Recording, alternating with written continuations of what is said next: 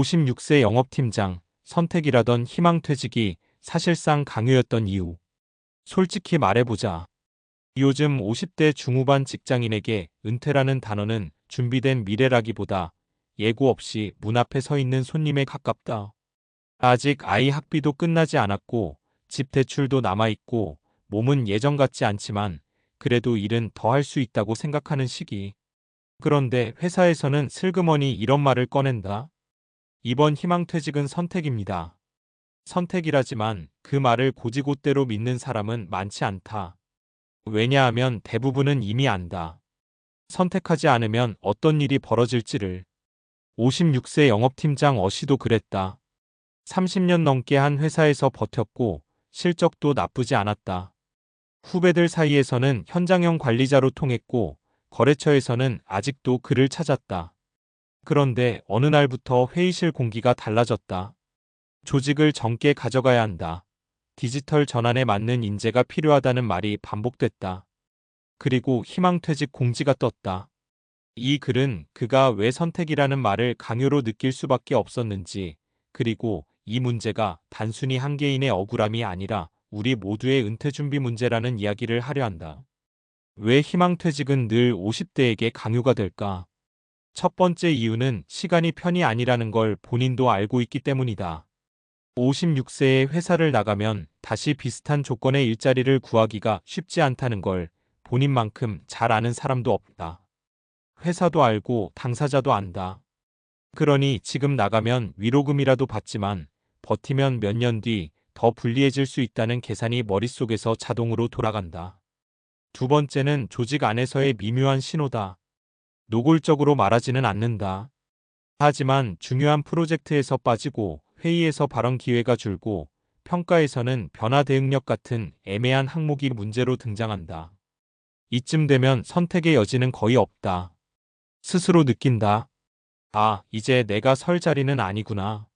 세 번째는 은퇴 준비가 안 된 상태에서 마주하는 불안이다. 준비가 충분했다면 어땠을까? 오히려 이참에 나갈까? 라는 생각을 먼저 했을지도 모른다. 하지만 현실은 다르다. 대부분의 50대는 노후 자금, 제2의 직업, 은퇴 후 삶의 구조가 막연한 상태다. 그 막연함이 선택을 강요로 바꾼다. 살에 버티다 나간 선배의 뒷모습을 이미 봤어요. 어씨가 가장 크게 흔들렸던 건 바로 앞서 나간 선배 때문이었다. 그 선배는 희망퇴직을 거부했다. 아직 할 수 있다며 버텼다. 하지만 2년 뒤 그는 성과 부진을 이유로 나갔고 위로금은 거의 없었다. 그 이후의 삶은 더 힘들어 보였다. 계약직을 전전했고 예전만큼 자신감도 없어 보였다.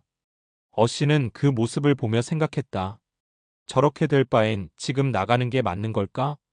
이 판단 자체가 이미 자유롭지 않다는 증거다. 살의 돈보다 무서웠던 건 매일 아침 갈 곳이 없다는 생각. 57세에 희망퇴직을 선택한 B씨는 말한다. 처음엔 위로금 계산만 했어요. 그런데 막상 퇴직 날짜가 정해지니까 돈보다 무서운 게 생기더라고요. 내가 아침에 어디로 가야 하지? 그는 퇴직 후 6개월간 아무것도 하지 못했다. 여행도 취미도 마음에 들어오지 않았다. 회사라는 울타리가 사라지자 정체성 자체가 흔들렸기 때문이다. 이 사례는 은퇴 준비가 단순히 자금 문제가 아니라는 걸 보여준다. 사례 준비한 사람은 같은 희망퇴직도 다르게 받아들이더라.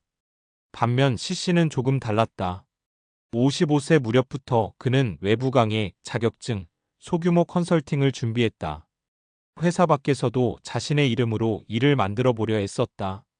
그래서 희망퇴직 공지를 봤을 때 그는 상대적으로 담담했다. 아, 올 게 왔구나. 결국 그는 희망퇴직을 선택했지만 그것은 밀려난 선택이 아니라 방향 전환에 가까웠다. 이후 소득은 줄었지만 삶의 통제감은 오히려 커졌다고 말한다. 결국 문제는 희망퇴직이 아니라 준비의 유무다. 희망퇴직이 강요처럼 느껴지는 이유는 제도 그 자체보다 그 이후의 삶이 보이지 않기 때문이다. 회사 안에서만 살아온 시간만큼 회사 밖의 삶은 공백으로 남아있다. 그래서 은퇴 준비는 늦어도 50대 초반, 가능하다면 40대부터 시작해야 한다. 돈의 흐름을 점검하고 회사 밖에서 통하는 나의 기술을 고민하고 일하지 않는 나가 아니라 다르게 일하는 나를 상상해야 한다. 56세 영업팀장 어씨는 결국 희망퇴직을 선택했다. 그 선택이 옳았는지는 아직 모른다. 다만 분명한 건 하나다.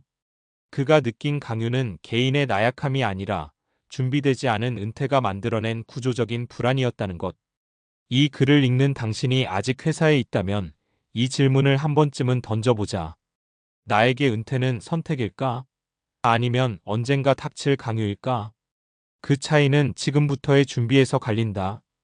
은퇴 이후 삶이 힘든 이유를 많은 사람들이 이렇게 말한다. 돈이 없어서요. 물론 돈은 중요하다.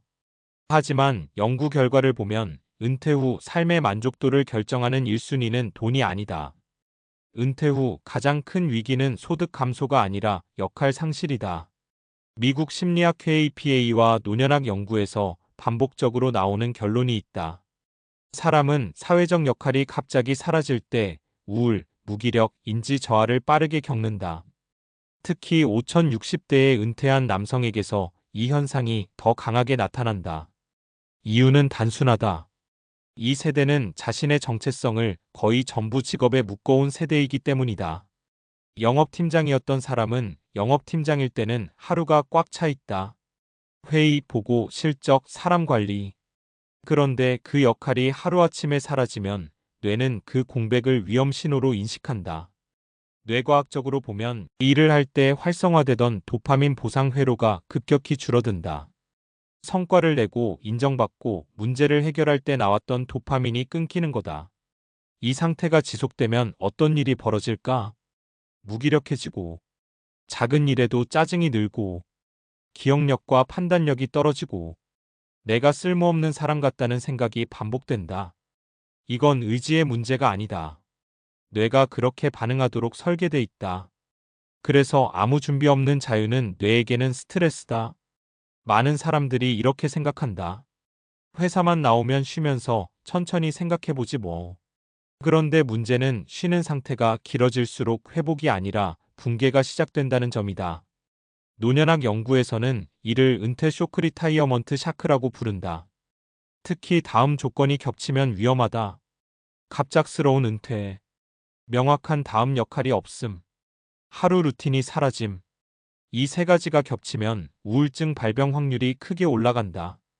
실제로 은퇴 후 12년 사이에 정신과 진료를 처음 받는 비율이 가장 높다는 통계도 있다.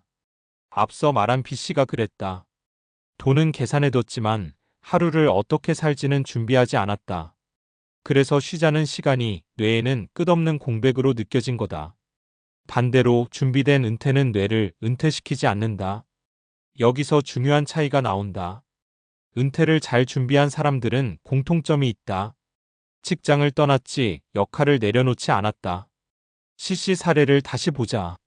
그는 강의와 컨설팅이라는 작은 역할을 미리 만들어 두었다. 이게 중요한 이유는 규모가 아니라 지속성 때문이다.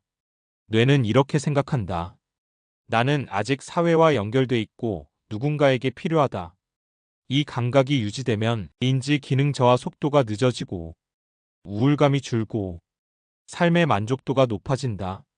하버드 성인 발달 연구에서도 비슷한 결론이 나온다. 노년기의 행복을 결정하는 가장 강력한 요인은 의미 있는 활동과 관계의 지속이었다. 돈은 바닥을 받쳐주는 요소고 의미와 역할은 삶을 앞으로 끌고 가는 엔진이다.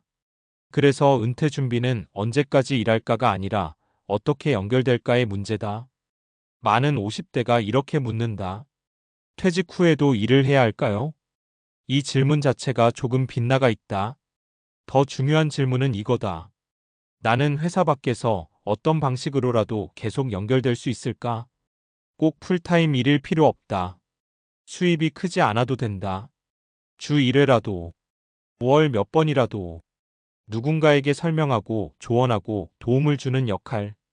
이게 있느냐 없느냐가 은퇴 이후 삶의 질을 갈라놓는다. 56세 영업팀장 어씨가 가장 힘들었던 것도 이 지점이었다. 회사를 나가는 결정 자체보다 그 다음에 나는 누구인가라는 질문에 답이 없었던 거다. 결국 희망퇴직이 강요처럼 느껴지는 진짜 이유. 정리해보면 이렇다. 희망퇴직이 아픈 이유는 나이가 들어서도 아니고 회사가 냉정해서도 아니다. 은퇴 이후에 내가 아직 설계되지 않았기 때문이다. 그래서 같은 제안도 준비된 사람에게는 전환이고 준비되지 않은 사람에게는 추락처럼 느껴진다. 이 차이는 생각보다 훨씬 크다. 그리고 이 차이는 지금 이 순간에도 벌어지고 있다.